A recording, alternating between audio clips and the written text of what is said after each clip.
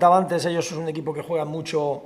en campo rival, te someten a estar a segundas jugadas, a estar muy concentrados y muchas veces se dejan incluso dominar para ganarte en esas contras, de robarte y salirte a la contra. Entonces, en todos esos aspectos que da 1 hora y media de un partido, hay que estar muy concentrados, las vigilancias defensivas y sobre todo esa intensidad que ellos marcan. No es que tenemos que igualar, tenemos que intentar superarla si queremos sacar algo positivo, porque va a ser un partido, como bien digo, bastante difícil por eso, por lo comprometido, las circunstancias que llevan y dos equipos ahora mismo necesitados de puntos.